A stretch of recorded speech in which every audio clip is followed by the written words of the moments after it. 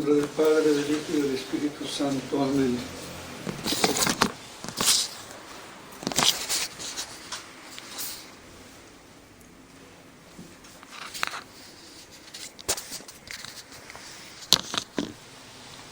En nombre del Padre, del Hijo y del Espíritu Santo. Amén. Amados hermanos, en nuestro Señor Jesucristo nos encontramos en el domingo sexto después de Pentecostés, y en la epístola de hoy de San Pablo a los romanos vemos cómo el bautismo, que es el primer sacramento de los 7,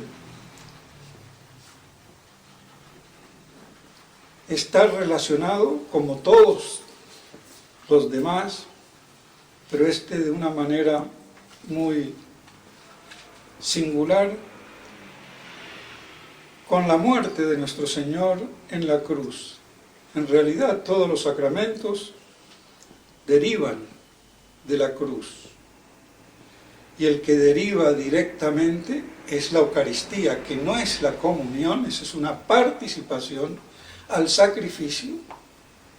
El sacrificio es la doble transubstanciación del pan y del vino en el cuerpo, sangre, alma y divinidad de nuestro Señor, por la significación sacramental,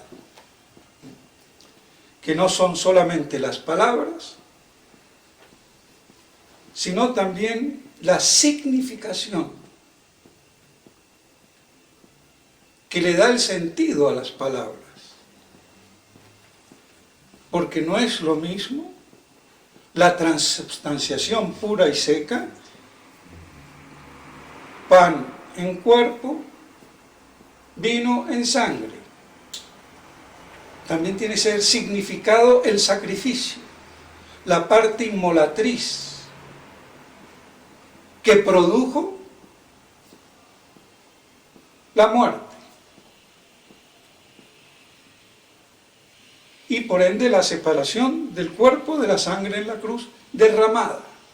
Esto no lo han entendido la mayoría de los teólogos, lamentablemente, ni de la mal llamada escuela tomista. Es que no es mal llamada escuela tomista por un capricho, es una continua sucesión de degeneración, de interpretaciones que no han captado la esencia de las cosas. Por eso esta crisis no viene de hoy ni del Vaticano. El Vaticano la cristaliza, pero el problema teológico viene desde antaño, desde hace mucho tiempo, y todavía seguirá hasta que se acabe el mundo, porque así es. De imbécil la teología de los teólogos.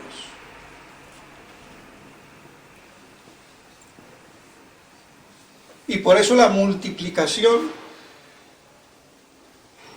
de sistemas, de explicaciones y debates en el angélico y en la gregoriana. No vamos a hablar de las universidades chipchombianas, de quinta. Pero es que las primeras también son de quinta. Y se predica un Santo Tomás que desconocen.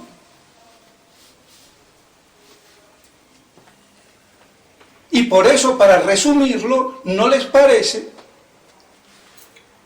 ni a Monseñor Lefebvre le pareció teológicamente, ni a Monseñor de Castromayer, grandes obispos, a los que le debemos todo lo que tenemos de tradición, pero venían afectados. No tenían los elementos para poder decir si la nueva misa era inválida o no. Y es esto justamente, es inválida, porque no significa el sacrificio, aunque signifique la transubstanciación. Y como no puede significarse separadamente, sino que tiene que ser conjuntamente transubstanciación sacrificial,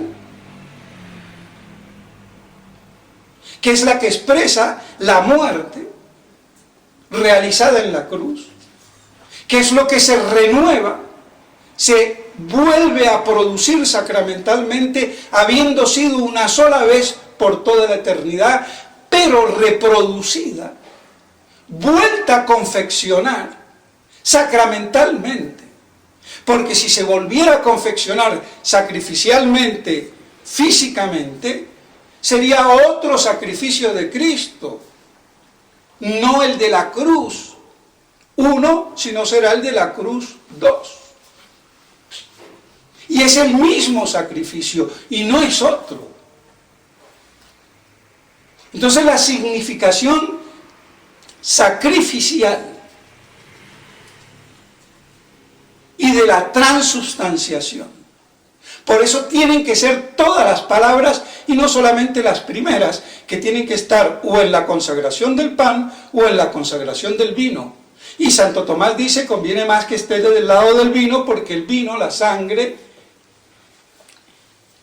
el vino convertido en sangre expresa mucho más íntimamente la efusión, el derramamiento de la sangre en la cruz, que expresa la muerte.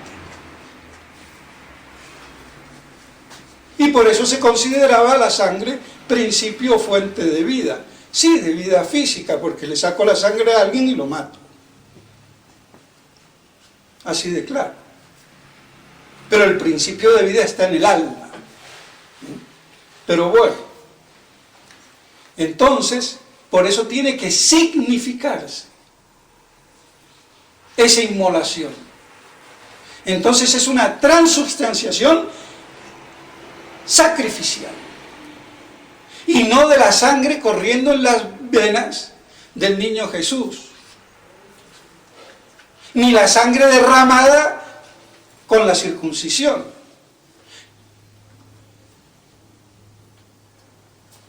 Es que no se ha captado la esencia de la cruz.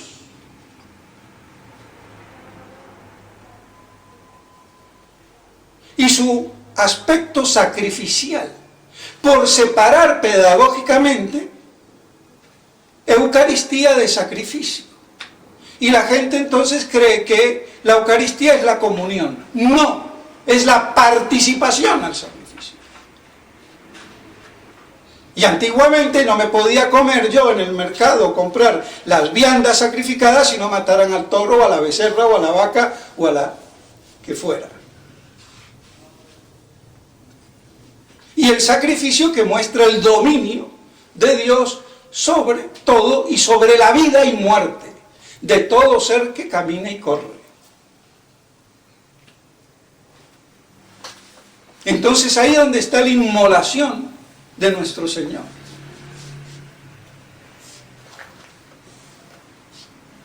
Y por eso se puede decir y se debe de decir que teológicamente la nueva misa es inválida por cambiarse la significación sacramental.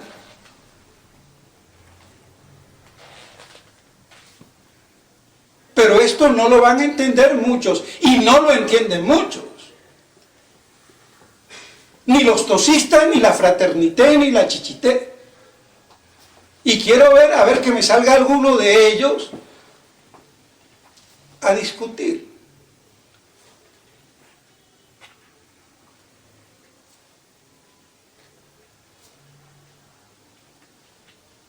Pues bien, no discuten porque no sabe, porque el imbécil del padre Trejo, que ahora tengo que contar la historia un poquito porque para que vean que no es gratis, no permitió que se vendiera el libro de los sermones que yo hice porque había dicho algo de la misa que no lo había afirmado así, tan categóricamente, pero lo dejaba entrever, que ahora ya no es superior, no sé dónde andará.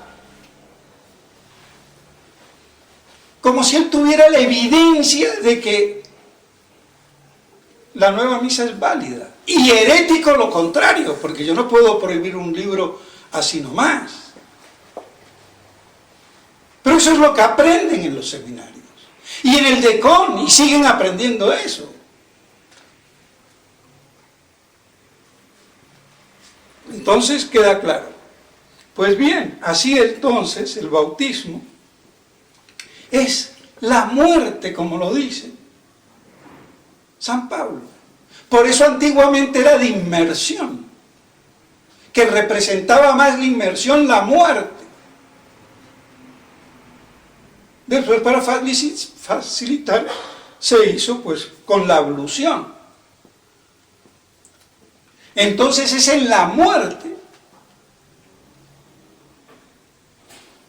que se relaciona en la cruz el bautismo y todos los sacramentos, de un modo o de otro, más directo o menos directo. Pues bien, entonces así el primer y fundamental sacramento, que cualquiera lo puede otorgar, aunque no crea, mientras lo haga con la intención de hacer lo que hace la Iglesia.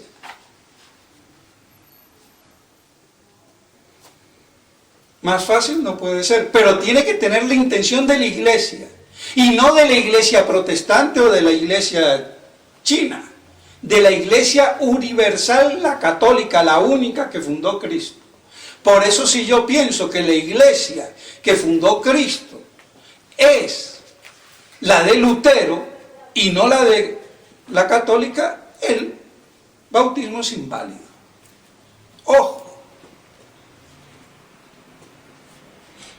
Y no sé qué, para agravar el problema, y me meto en un berenjenal, pero también los ortodoxos. Los recubren si tienen la idea de iglesia universal. Pero si como iglesia ortodoxa, separada de Roma, en contraposición a Roma, yo no estoy en la verdadera iglesia. Ojo, ¿qué pasará ahí? Y los teólogos no dicen mucho. Se da por supuesto que son verdaderos bautismos porque la iglesia les otorga la jurisdicción implícitamente y ya está.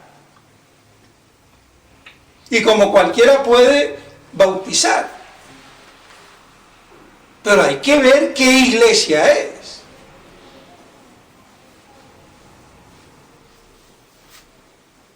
Ahora, si yo tengo un error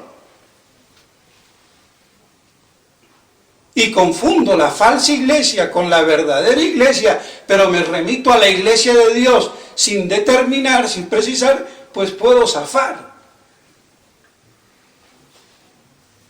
Pero si determino que es esta y no la otra, ¡ay, Dios mío! ¿Qué pasará? No sé. Entonces hay que saber dónde se está plantado.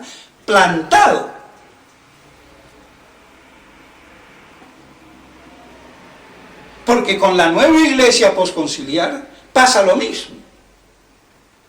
Si yo la confundo, la iglesia, y bueno, para mí la iglesia universal, sí, y esta falsa iglesia. Pero si digo que la iglesia de Cristo es esta iglesia, del Concilio Vaticano II, olvídense del cuento. Porque ya la contrapone a la anterior, que es la verdadera.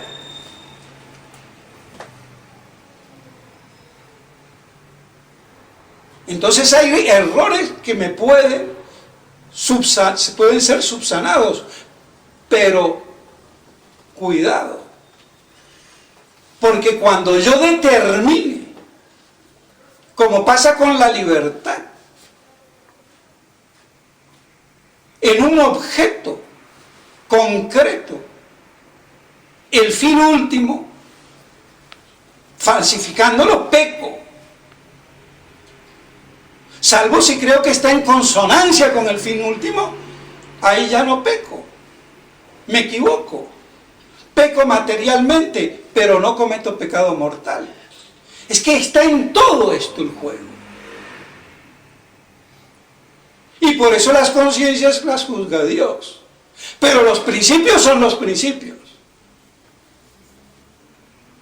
Entonces, si no se agranda, no se achica. Pues bien, el bautismo es morir con Cristo para resucitar. Que muera el viejo hombre para resucitar.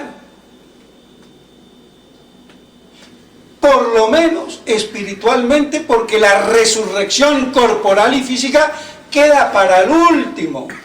Está como dividida la resurrección en dos etapas. Resucitas por la gracia y el orden sobrenatural que la gracia te procura. Pero la resurrección corporal y física, hasta todo el cosmos gime dolores de parto, como hemos visto hace algunos 2 o 3 domingos atrás, que es la otra parte complementaria.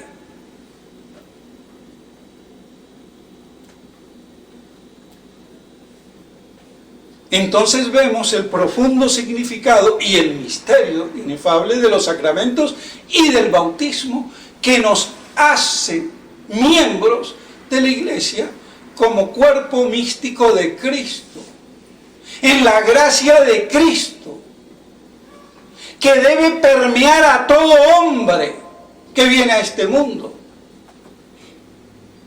y que nadie se queda por fuera. Por eso es Redentor universal.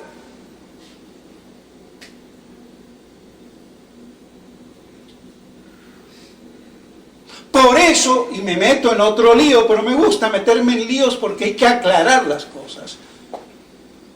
Dentro de este contexto, el limbo no encaja dentro de la redención universal. Entonces hay que buscar una explicación teológica. Aunque el mismo Santo Tomás no lo hizo. Pero yo con los principios de Santo Tomás lo debo y lo puedo hacer. Y máxime la Iglesia.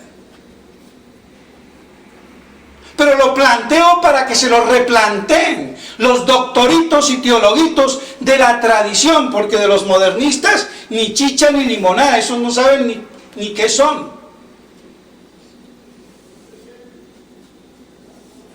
Pero las cosas como son. El orden sobrenatural pasa por Cristo. Y yo no puedo decir la gracia Dei y la gracia Christi y hacer dos gracias apartes. Lo que pasa es que la gracia Christi se visualizó en la encarnación. Pero todo fue creado por el Verbo y para el Verbo, Colosenses. Ojo, que las Escrituras hay que saberlas leer integradamente y armónicamente. Pero como a los puritas no les gusta estudiar, hay que decirlo, ni a los seminaristas, lo que quieren es tener un barniz y con eso y ya está. Y después un poquito de violín, de espiritualidad kempiana, voluntarista, afectiva, y ya soy santito. Tu abuela, pedazo de imbécil. Las cosas son con doctrina y con teología. Y el que no está capacitado. Lamentable. Lamentable. ¿Qué vamos a hacer? Por eso no nos extrañe la fraternité como anda. Porque no se salvó al coronavirus teológico para estar más de moda ahora. Así es. Y por eso no les puedo enfrentar y ninguno es capaz de salir a la palestra. Porque no saben de dónde van a saber. Pero bueno, si hasta a Monseñor Lefebvre y de Castromayor se les escapó. Es que en la época de Monseñor Lefebvre la educación no era tan buena. Sí, sabía mucho griego, mucho latín, mucha chuchería, porque el latín y el griego me sirve y no me sirve de nada. Porque de ser un gran latinista a ser un teólogo tomista, cabal, hay mucho trecho.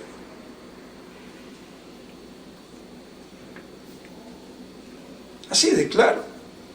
Entonces, esa relación que nos hace ver San Pablo del bautismo. Morir en Cristo para resucitar con Él, viviendo para Dios. Y no es que Cristo resucitó por el poder del Padre, como si Él no fuera Dios, ojo, y está mal traducido.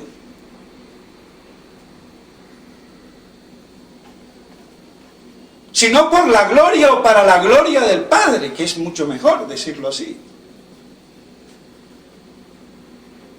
Porque Cristo resucitó como Dios que es, que como Dios no murió, murió como hombre, al ser el Dios encarnado, misterio inefable, dándole el ser divino a una naturaleza humana. Eso es Cristo.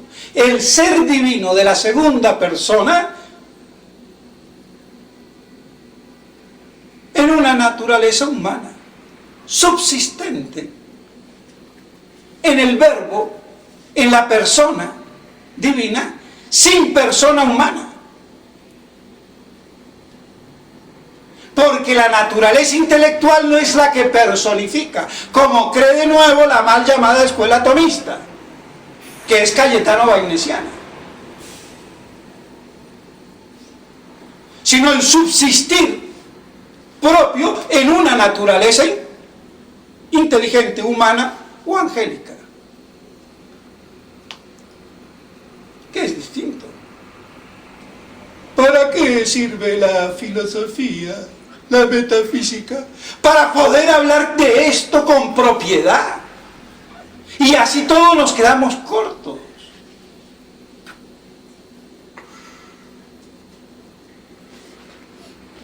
Está muy bien hablar de la vida de los santos para fomentar el fervor, pero ese fervor hay que fomentarlo también en una sustancia doctrinal.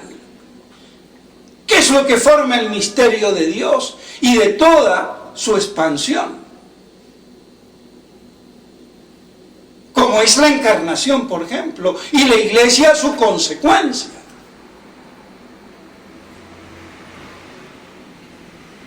Entonces, por eso el bautismo es la puerta de entrada. Y se puede recibir de tres modos, aunque los fineístas del padre Fine, un gringo tenía que ser, condenado por Pío XII, pero están los de Vaticano Católico, que son loquitos, pero me respetan. Es que me gustaría que se metan conmigo, porque son unos protestantes convertidos. Y encima gringos, o sea, brutos por cultura. Y que le caiga, lamento. Hay que cultivarse, y más si se quiere hablar. Entonces, puede ser por deseo o por sangre.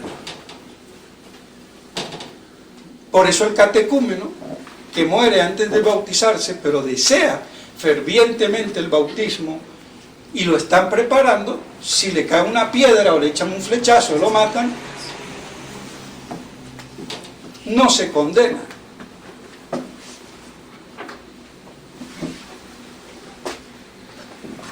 Porque tiene el deseo de recibir el bautismo sacramental. O los mártires, que muchos han muerto sin ser bautizados.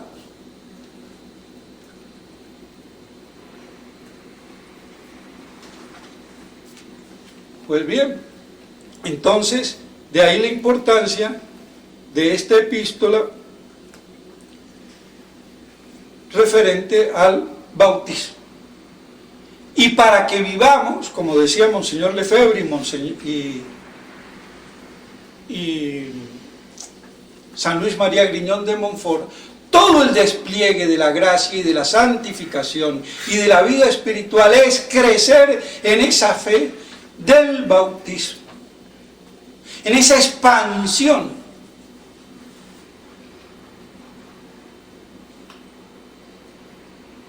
y que la frenamos con el pecado, porque no vivimos para Dios, pero nos deja el lastre de la carne, de la triple concupiscencia, para que por ello adquiramos la virtud. Y adquiriendo la virtud, sustentemos las virtudes infusas o teologales y morales. Y no queden como un músculo sin esqueleto.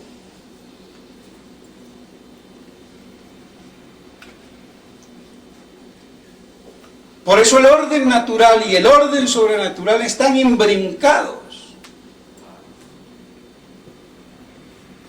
Pero no hay que confundir los fines como hace el padre Calderón, que porque hemos sido elevados al orden sobrenatural, el fin sobrenatural absorbe, y él dice asume peor, el natural. Lo eleva, que es distinto, pero no lo suprime. Y lo supone como la gracia supone la naturaleza. Es que las herejías del padre Calderón, y lo digo porque es profesor y tenido por bocho, es decir, inteligente y gran, y es un bruto. Y después se pone como Maritain a dictaminar los parámetros del orden político y social y hacer de la política una cuestión teológica, como si esto fuera una teocracia o hierocracia o lo que fuera.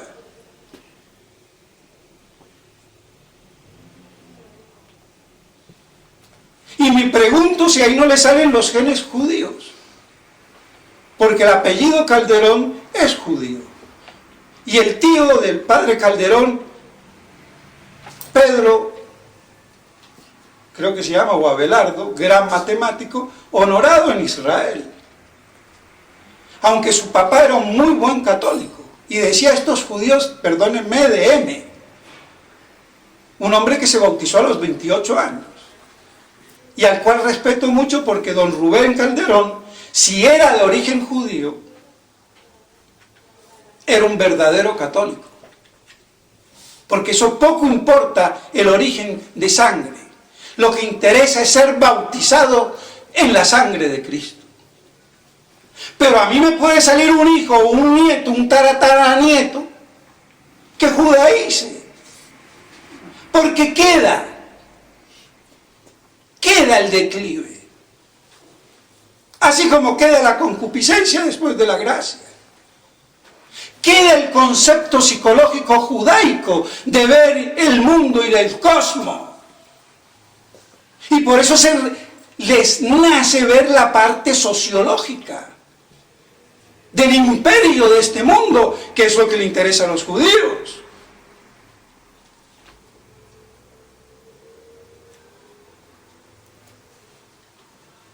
Y por eso Maritain claudica, habiéndoselo considerado como muy tomista.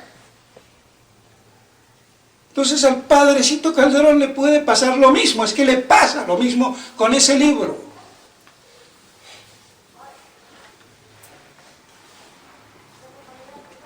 Y entonces no puede existir la Iglesia sin el Estado católico, y el Estado no puede existir sin la Iglesia. Y como si la Iglesia no nació en un Estado pagano como era el romano, que después se bautizó distinto, y existía la Iglesia. ¿Y hoy qué iglesia existe entonces según él? Porque no hay ningún Estado católico. Entonces la iglesia no existe. Pero es que es un imbécil. Pero es que el fin sobrenatural no asume ni absorbe el fin natural. Lo eleva y lo trasciende. Como el matrimonio sacramental eleva el matrimonio de orden natural.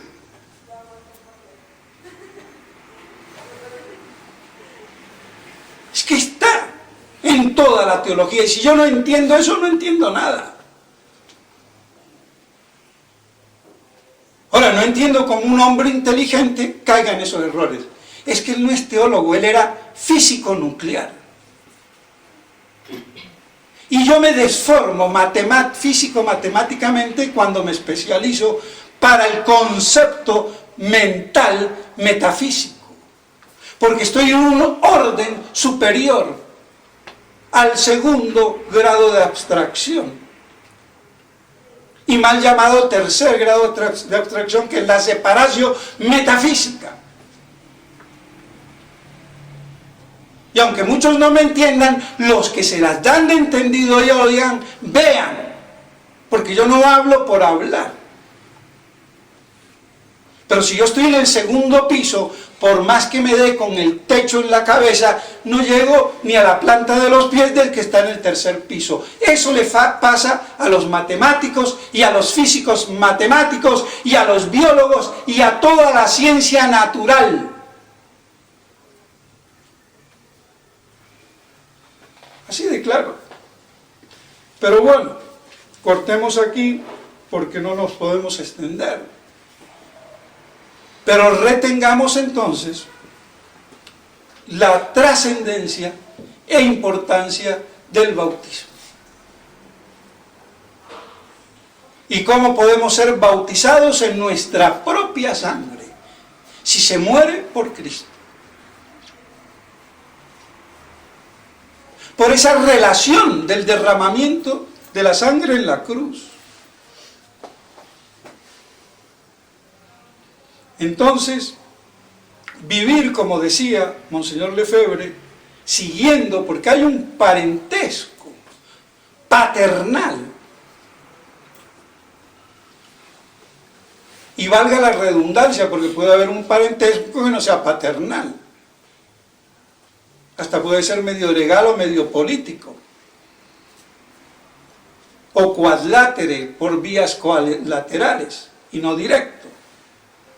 Directo entre San Luis María Griñón de Montfort y Monseñor Lefebvre, y entre San Luis María Griñón de Montfort y San Vicente Ferrer, ambos apocalípticos. ¡Ojo! Pero en la parte que nos concierne con Monseñor Lefebvre, que decía que vivir en la gracia del bautismo, que se acreciente, que se expanda, que florezca, que se desarrolle, y esa es toda la santidad. Por eso Monseñor Lefebvre es muy San Luis María Griñón de Montfort. Y de eso muchas veces no nos percatamos. Entonces, que nos quede eso para que sepamos orientarnos y no desestimar la gracia del bautismo. Y si la hemos perdido, recuperarla y valorarla. Porque si uno pierde a cada rato un tesoro es porque no lo valora. Pues bien, que eso nos ayude para poder seguir manteniéndonos firmes en la fe dentro de este pequeño rebaño disperso por todo el mundo, pero cada vez más pequeño, sin pastores que lo apacienten, pero con la esperanza de permanecer fieles a Cristo Rey. En nombre del Padre, del Hijo y del Espíritu Santo. Amén.